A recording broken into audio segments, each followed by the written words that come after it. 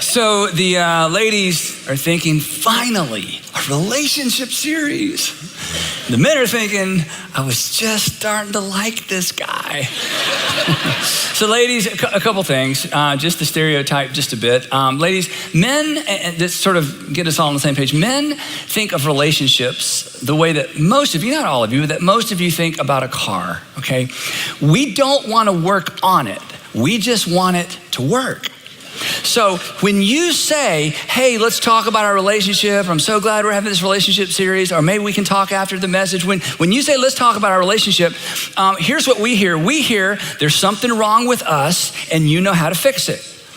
And we remember when we were little boys, our dads disappeared with our pets to go get them fixed. And then they brought them back and they had a big plastic cone over their head. And so we don't really want to be fixed. That just conjures up all kinds of horrible memories. Ladies, when you say, let's talk about it, or let's work on it, let's talk about the relationship, it reminds me of sometimes when Sandra and I are driving somewhere and I'm driving and I hear a noise in my truck and I'm like, I turn down the radio. I'm like, do you hear that rattle, that knock? She's like, no. I'm going, listen real carefully. And she's trying. I'm like, there it is. Next thing you know, she's driving and I'm in the back seat trying to find, what's wrong, that rattle, that noise in the back of the truck. And she's like, good grief, can we just not turn up the radio, Or maybe, ladies, your situation, if you're married, you look out and your husband's got the hood up and he's looking under the hood, or you got in the garage, he's got the hood up and you're thinking, he doesn't even know anything about cars. Or you drive over to see your boyfriend and instead of in his apartment, he's out in the parking lot and the hood's up and you say, is something wrong with your car? And he says, no, I'm just checking. I'm just kind of looking around, just checking.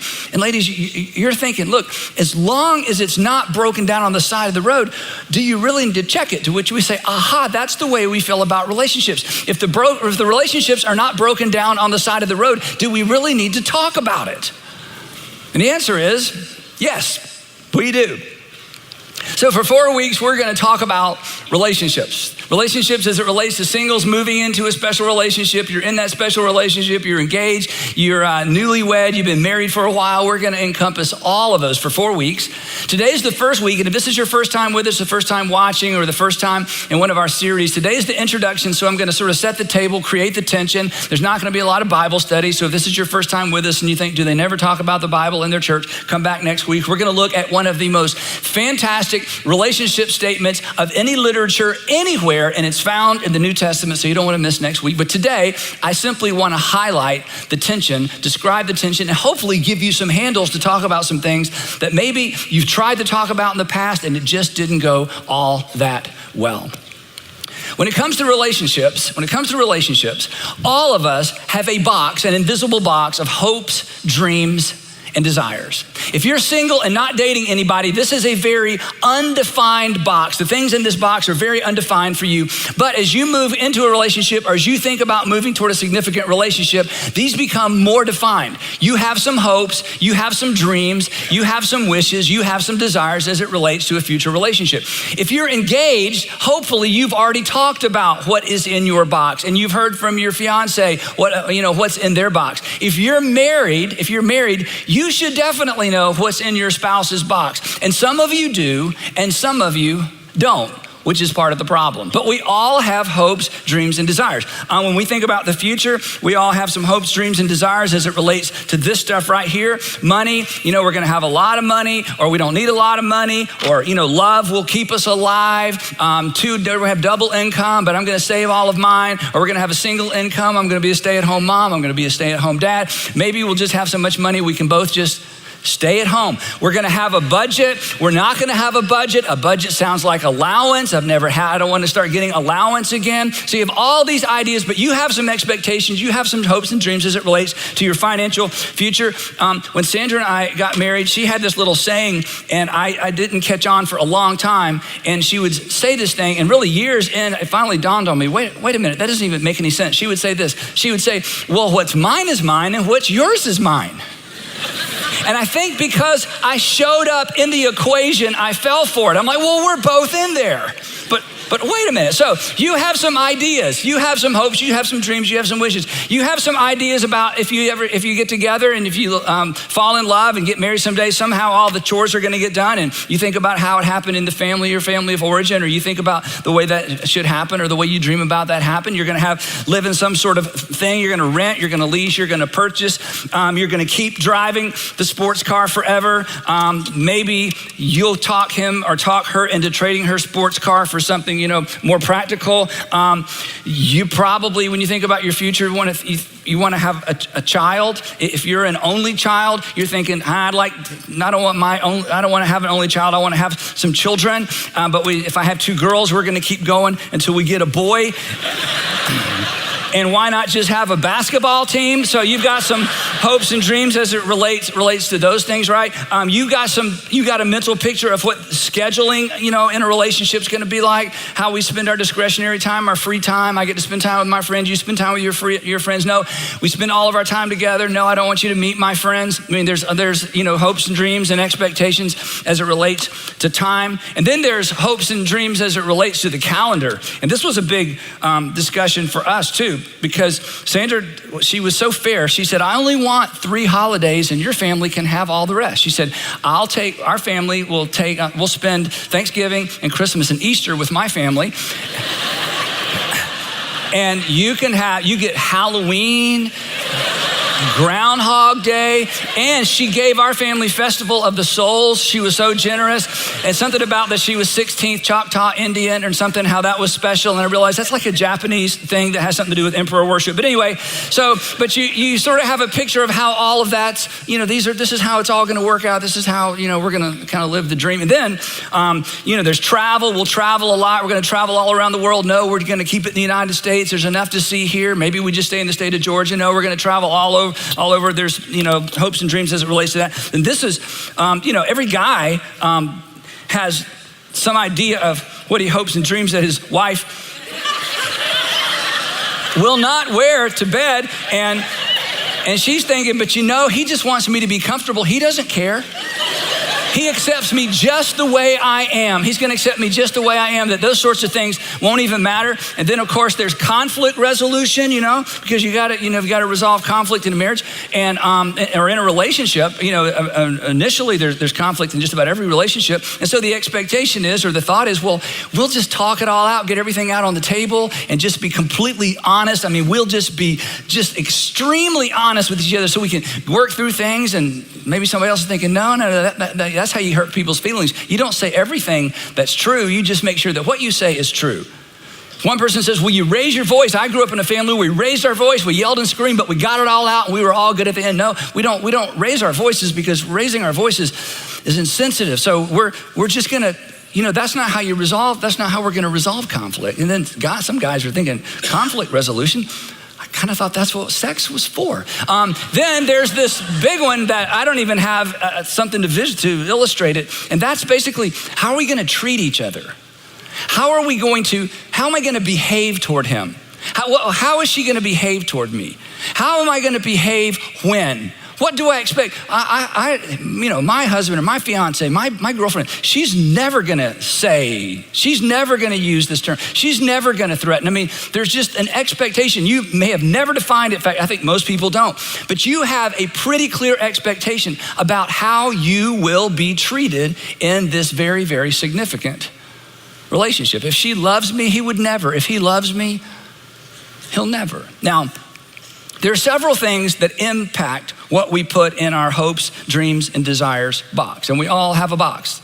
There are several things that impact that. One of the things that impact that is what we've seen and what we've heard.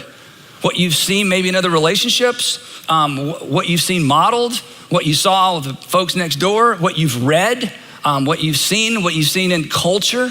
But primarily, the thing that impacts what we put in our box is really what we've experienced. And for many of us, it's what we experienced in the home we grew up in.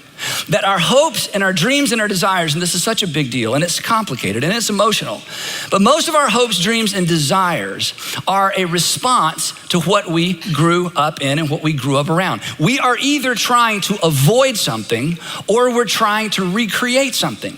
We're trying to avoid something that, oh my gosh, my relationship's not gonna be like that. I'm not gonna be like my dad. I'm not gonna be like my mom. We're not gonna have that kind of relationship. We either put in our box things that help us avoid something, or you grew up in a situation where it's like, wow, that's exactly what I want. And maybe it wasn't your parents. Maybe your older brother or sister has like a fabulous relationship and you're like, that's the kind of relationship I wanna have. I'm not simply trying to avoid something. I'm trying to repeat something. I'm trying to recreate something. But even in those situations where we are trying to recreate something great, even in those ideal situations where we're trying to recreate something that's healthy, that's worth recreating, in the middle of all of this is me. Because these are my hopes, and these are my dreams, and these are my desires. And at some point in the relationship, and we don't even know when this is happening. This is why I just sort of want to put some visuals with this so we can think about it in sort of concrete, tangible ways. At some point in the relationship, while you're dating, once you get engaged, maybe at the altar, maybe a month after you're married, maybe a year after you're married, at some point along the way, we can't help ourselves. We essentially take our box of hopes, dreams, and desires and we say, here, make them come true. Make them come true. This is what I always dreamed it would be like. This is what I hoped it would be like. The reason I pursued you, the reason I asked you out, the reason I said yes when you asked me out, the reason I asked you to marry me, the reason I said yes when you asked me to marry, the reason that I walked down the aisle with you is because in my mind, this is what the future looks like. And I need you to come through for me. But the challenge is, and the problem is, and the tension comes when we hand somebody our box of hopes, dreams, and desires. It doesn't feel like hopes, dreams, and desires to them, does it? To them, it feels like expectations. To them, it feels like a weight. To them, it feels like the bar has been raised. To them, it feels like a homework assignment. To them, it feels like a responsibility. To them, it feels like if they don't come through, you might be disappointed with them. Expectations are simply this: a strong desire, or a strong belief rather, that something will happen. Now, it may not happen in the first month, may not happen in the first year, but one day we'll get there, aren't we, honey? We will get there one day, won't we? The strong belief that something will happen, or that it will be the case in the future. It's not our dream home, but we're working toward that. He hasn't gotten rid of that yet, but he will. She hasn't changed her mind yet, but she will. We haven't gotten there yet, but we will. Won't we? Won't we? Won't we? It's the strong belief that something will happen or will be the case in the future. But the problem is this, and you're smart enough to know this. I'm just putting words around things perhaps you've thought and perhaps have felt. That attempting to recreate or avoid something from the past. Anytime we attempt to recreate or avoid something from the past, it transforms hopes, dreams, and desires into expectations. So even in the best of relationships, even in the most ideal relationships, even when the best fall down sometime, even when the wrong words seem to rhyme, out of the doubt that fills my mind, I'm so confused that this happened. We somehow find what? That you and I, what? Collide. That's right. See what I did there? Yeah. And here's the thing. When eyes collide, it's not really a you and I collide, it's eyes collide. And when eyes collide, we swap boxes. I give you mine, you give me yours. And what was intangible and ethereal and hopeful and dreamy, and I've spent years thinking about this and I've always envisioned it would be this way, suddenly it's a burden to someone. And you're handed their burden, their expectations as well. Now, when eyes collide, we do one of 5 things. And I want to talk about the first 4 today for just a few minutes. When eyes collide, we do one of 4 things. The most extreme thing is we leave. We just say, you know what? That's not what I had in mind. That's not what I bargained for. I didn't know. You didn't tell me. You weren't honest. You didn't make it clear. That's not what I signed up for. You changed the rules. You switched gears. You switched lanes. You switched horses. This is not what I signed up for. I can't carry this expectation. I can't meet this expectation. I'll never live up to what you want me to live up to. This will never be a reality for us. And I don't want to live with the pressure. I can't take the pressure. And so I'm out of here. And do you know what you do when you leave? You pick up your box of hopes, dreams, and desires, and you cart it off to the next relationship. Second thing we do if we don't leave is we win. A lot of us just want to win. In every relationship, there's generally a stronger personality. Not always, but oftentimes that's the case. And in those situations, oftentimes one person powers up and they win. They leverage what I call the 4 C's to an unsatisfying and dysfunctional relationship. You know what those are? The 4 C's, I'll show them to you real quick. Here, if you want to have a terrible relationship, here is the prescription right here. You convince, you convict, you control, and you coerce. You convince, you know what we convince? We say, now look, I realize, this is how you thought it should be, but you're wrong. I realize this is how you always, dealt with conflict in your family, but let me tell you how it's gonna be. I realize you always dreamed about, I know, but see, honey, you have the wrong box. See, yours is the bad box, mine is the good box. My box is how the world works. This is the rational way to do it. This is the right way to do it. If you'll just trust me and live the life that I want you to live and become more like me, you'll be happier. Because aren't people always happier when they try to become like someone else? Of course. Don't we always become happier when we throw away and abandon who we are and who God created us to be in order to conform to the image of our partner? Of course, it is a recipe for happiness. So honey, if you will just abandon everything in your box and embrace mine, it'll all work out. And you convince and you convict. You convict because you make them feel guilty. It's like, okay, I don't want to be critical, but that's just kind of dumb. Okay, I don't want to be critical, but did that work out for your parents? No, so we're not going to do it that way. I don't want to, judge you or judge your family, but they're a wreck. So no, we're not going to do it that way. And we control and we coerce. And at the end of the day, here's the interesting thing: the winner is happy. The winner's happy. In fact, they're always grinning. I mean, life is great. They're living out their dream and they've got somebody to help them live out their dream, and they can't quite figure out what's wrong with her and what's wrong with him, but he's coming along. He's doing a lot better. Just pray, because I'm happy because, we got 2 people working out of my box, right? And they ultimately and eventually conform to the image of your box, which of course, this is the correct box. This is the right way to do things. So the third response is just the flip side to the person, or the opposite to the person who wins. The third response is we're the conformer. We become somebody we're not to compensate for somebody who won't love us. We become somebody we're not to compensate for someone who will not accept us as we are. We abandon who we are in order to embrace what makes another person happy, regardless of whether or not it works for us and works with us. We just basically conform. And conforming works for a while. It really works for the person who won, but it works for the person who conformed as well, because the temperature goes down in the relationship. The tension goes down in the relationship.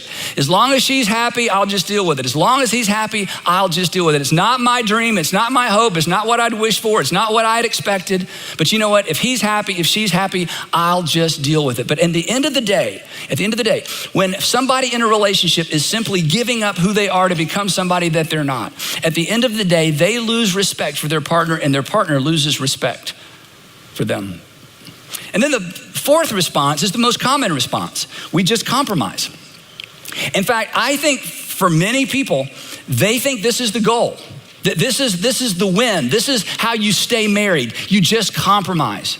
And perhaps you saw this with your parents. Your parents weren't unhappy. They weren't real happy. They just got along. They just worked it out. Or maybe you've even said, my parents, they just kind of figured it out.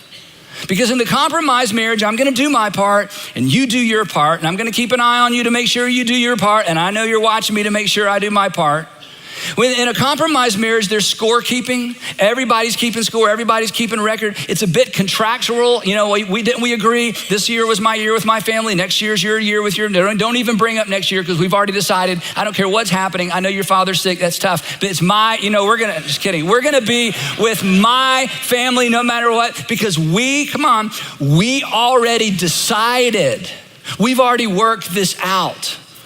In this kind of relationship, whether it's a dating relationship, an engaged relationship, marriage relationship, there's low trust. In fact, the trust continues to get lower and lower and lower. And where there's low trust, there's low intimacy. And here's why. You cannot be actually intimate with anyone you're not willing to fully give yourself to, and you will not fully give yourself to someone you don't completely trust. In fact, you can't give yourself fully to someone you don't completely trust. If you're single and you want to know the secret to great sex in marriage, it has nothing to do with sex. It has nothing to do with anything physical. It has everything to do with intimacy. And intimacy is tied to trust. And in a relationship that's characterized by any of these things, and maybe perhaps especially to this one, something begins to happen.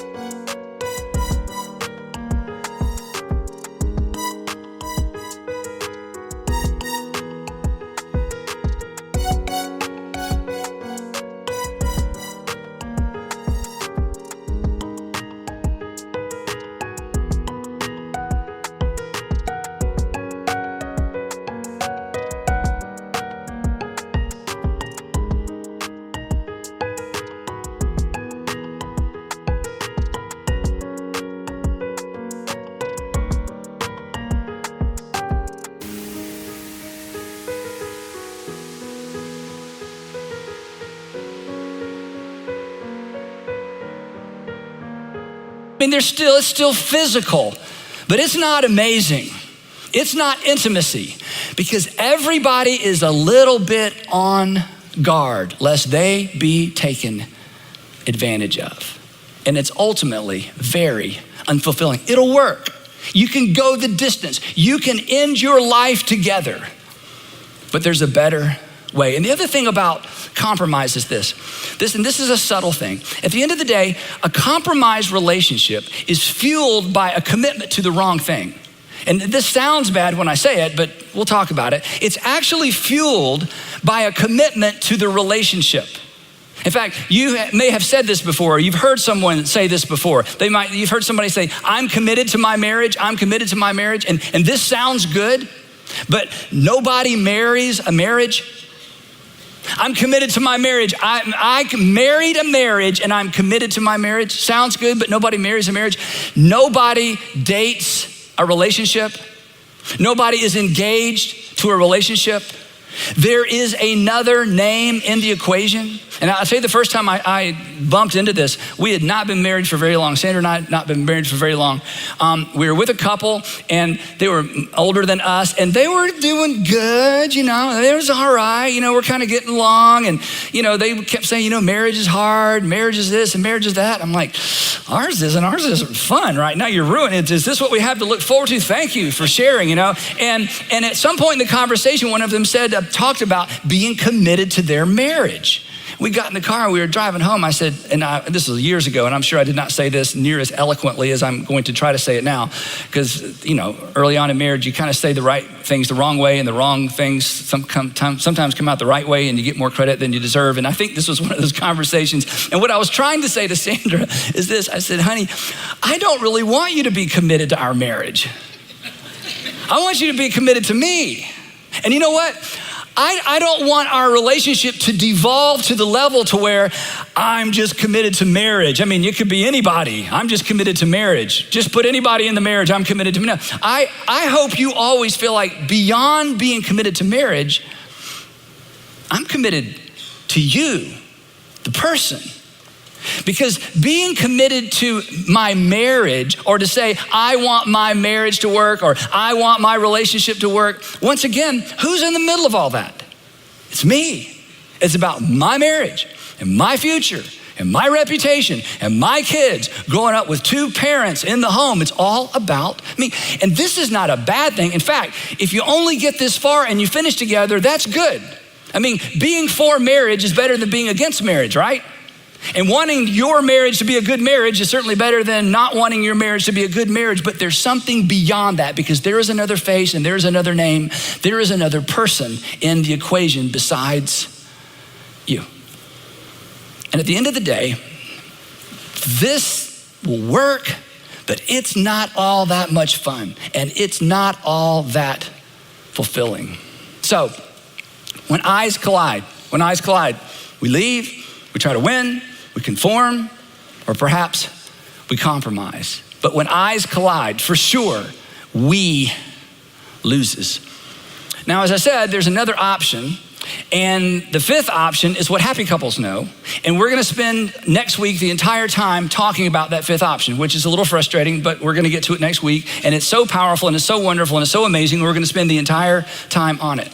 But for the next few minutes, I wanna frame the problem in a way that'll help you and help us understand exactly where we're headed for the next few weeks. Because I would imagine nothing I've said thus far is unique or you've never heard it before. Maybe I've just put some different terms on a dynamic that you're experiencing now or that you don't want to experience in the future, or maybe you experienced in a previous relationship and it's like, oh my gosh, that's exactly what was going on. I just didn't have the visual aids to illustrate it.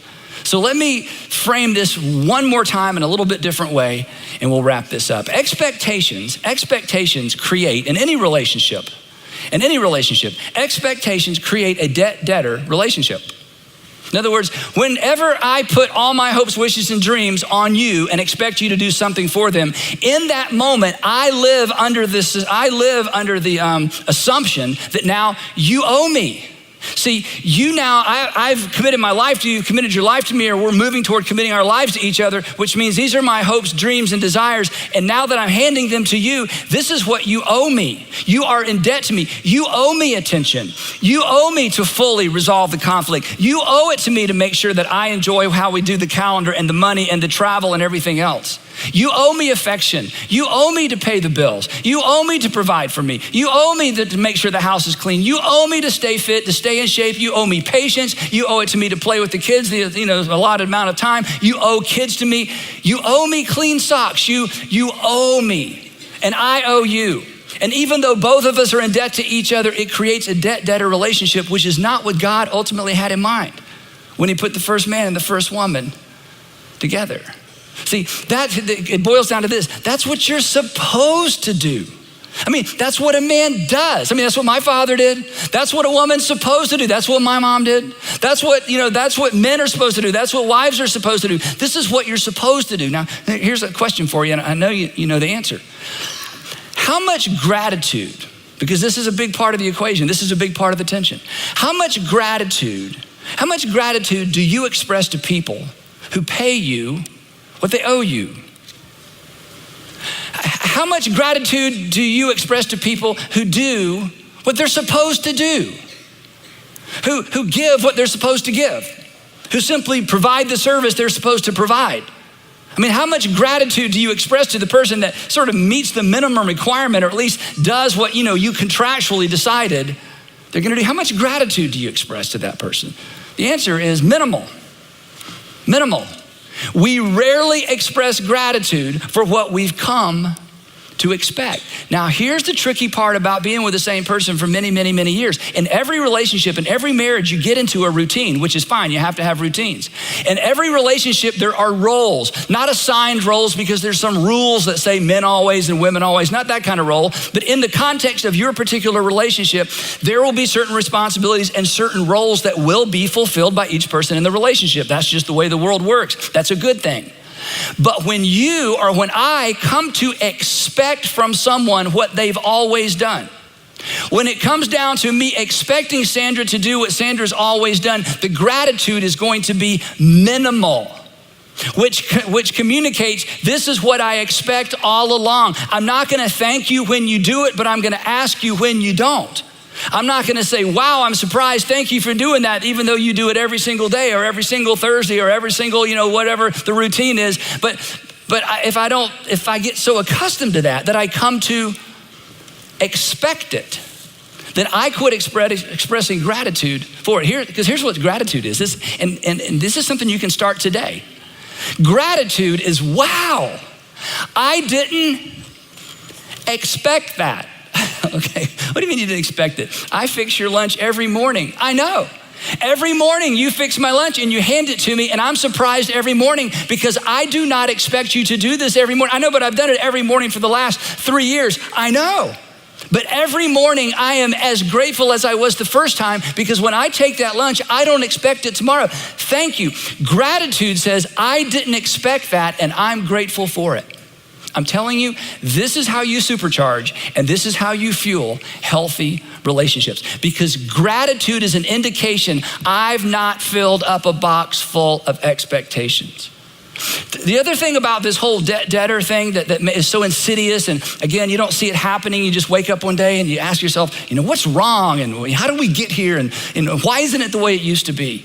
That a debt-debtor relationship eliminates, and this is interesting, a debt-debtor kind of relationship, it actually eliminates the possibility. It eliminates the possibility of unconditional love. Because if you owe me, you can't love me. In fact, owe me eliminates love me. If I owe you flowers, if I owe Sandra flowers, it's Valentine's, we're the flowers. Okay, here's the flowers. All right, well, we're back to zero. I made it. Well, it's my birthday. Where's the card and the gift? I got the card and the gift. Well, thank you. Or if it's the other way around, well, it's Christmas. Where's my gift? Oh, we're back to zero. If I owe you, I can't love you because love requires margin. Love does not do well in an environment of expectation. In an environment of expectation, it's almost impossible to recognize love. In fact, expectations, we'll put this next screen up here. Expectations actually remove the margin necessary for love to be recognized and appreciated. You can't even see it when it's happening. Why? Because it's what I expected. It's what I'm accustomed to. It's what I'm used to. She always does. He always does. My father always did. My mother always did. It's what women are supposed to do. It's what men are supposed to do. It's what couples are supposed to do. It's a supposed to do thing. And he's meeting the expectation. She's meeting the requirement. So why would I be overwhelmed with gratitude? And you've eliminated, this is a powerful thought, you've eliminated the potential for love to even be recognized or expressed. And this is why a box full of expectations undermines intimacy in a relationship, because this feels like pressure every single day of the week. If I meet your expectations, we're back to even, but I can't ever do enough to make you feel like I love you. And in fact, it doesn't feel like I ever do enough, because there's always something more you're expecting. That's no way to live. And the good news is, you don't have to live that way. And you know how I know? Because I know happy couples. And I know something happy couples know. And I'm gonna tell you.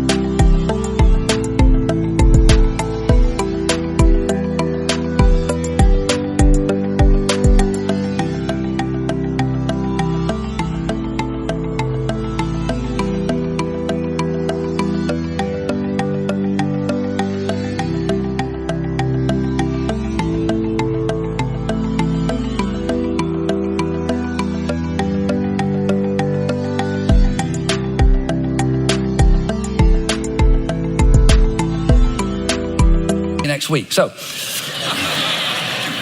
here's the question, okay? Couple of questions, all right? Put all these back over here where they belong. Here's the question. What should we do? What should we do with our hopes, dreams, and our desires? What should we do with them? Do we just pretend? I never wanted children. I don't care how we spend our time. I have no vision at all. We don't even have to live indoors. It doesn't matter to me. It's okay if we never leave the city limits. I don't care what I drive. I'll do all the work. Who needs money? Love will keep us alive. We don't need any of that. What do you do with all of this? Ignore them? No. Deny them? No. For some of you, you've spent years filling up this box. And you know what? Much of what is in this box are good things. In fact, it's probably all good things. In fact, some of these things stem from the fact that you bear the image of God. But what do we do with this? Just feel guilty about it? Pretend, hide, ignore, lie? The short answer is, you keep them in this box. Which leads to the next question. How do you do that? How do I keep this stuff here and not put it over there and hand it to the person that I want to spend the rest of my life with? How do I keep these things in the box? And the short answer to that question is the correct answer to this next question. And this next question will bother you. And it'll bother you because you know the answer to this question. This is something that happy people know. This is not intuitive. This may make you run for the hills. But this is a game-changing idea, and I certainly didn't originate it.